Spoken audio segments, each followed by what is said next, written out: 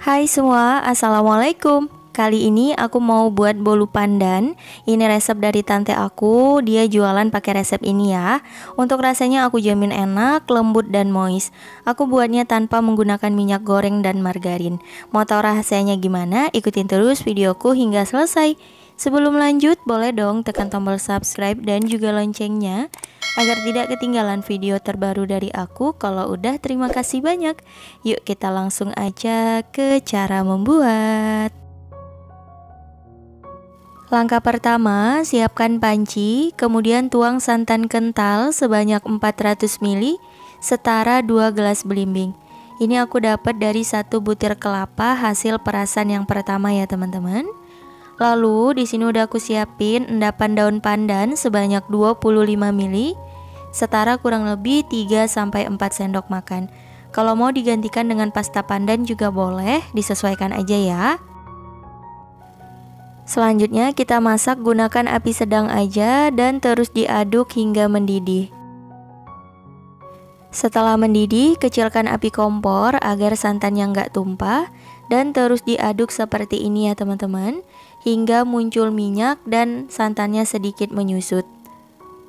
Nah, setelah kurang lebih 15-20 menit hasilnya akan seperti ini.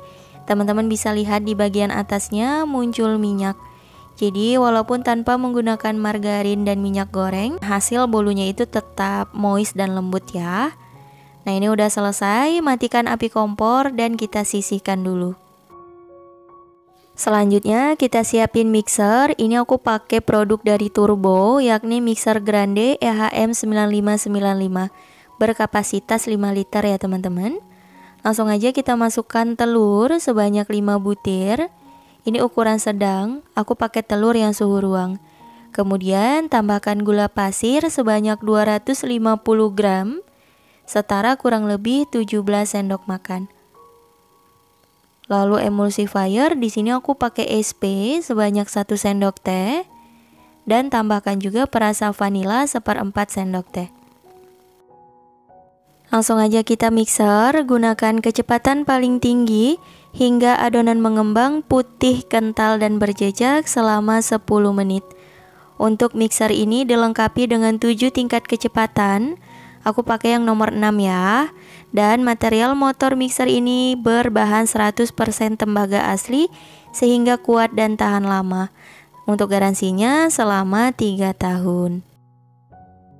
Oke teman-teman, ini udah sekitar 10 menit di mixer. Adonannya mengembang putih, kental dan berjejak, kita matikan mixernya. Nah, untuk konsistensi adonannya seperti ini ya teman-teman. Jadi kental dan ketika ditarik tidak mudah tenggelam. Nah, ini tandanya berjejak teman-teman. Kalau misal teman-teman berminat sama mixernya dan mau samaan kayak aku, boleh order. Linknya aku tulis di kolom deskripsi atau langsung aja ke Instagramnya Turbo ID. Lanjut kita siapin tepung terigu. Ini aku pakai yang protein sedang sebanyak 250 gram setara kurang lebih 25 sendok makan. Sebelum ditambahkan jangan lupa diayak dulu ya, agar tidak ada bahan yang bergerindil. Ini aku tambahkan setengah bagian dulu. Tujuannya untuk mempermudah mencampurkannya. Gunakan metode aduk balik ya teman-teman untuk mempercepat. Nah, kalau udah rata, lanjut kita tambahkan sisa tepung terigunya.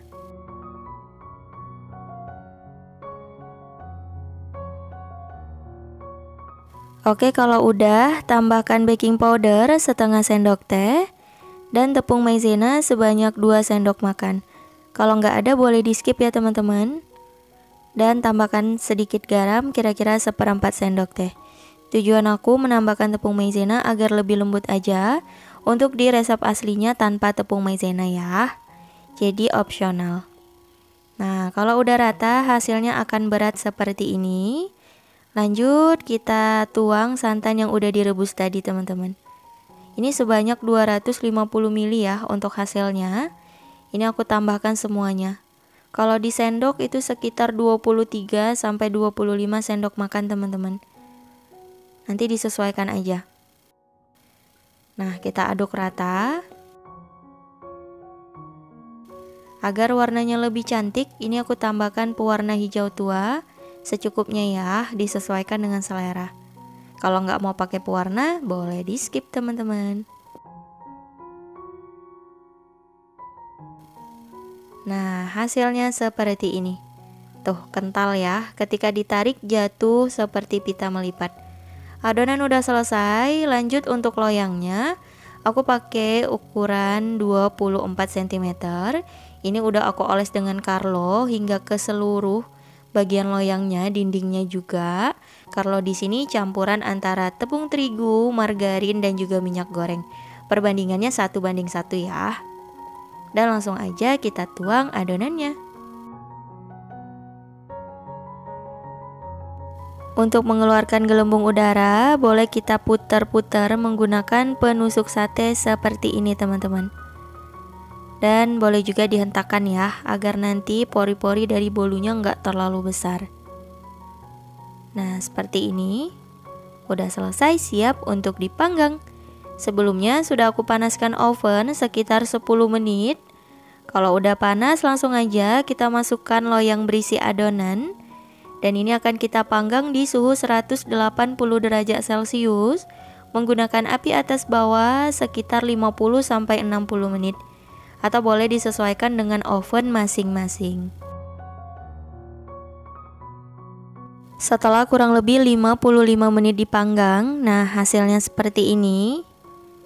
Untuk memastikan boleh kita tes tusuk ya teman-teman. Kalau udah mateng itu tandanya kering, gak ada adonan yang menempel. Nah seperti ini. Langsung aja kita keluarkan dari oven. Dan kita hentakkan ya, agar bolunya gak turun. Lanjut kita beri alas dan dibalik.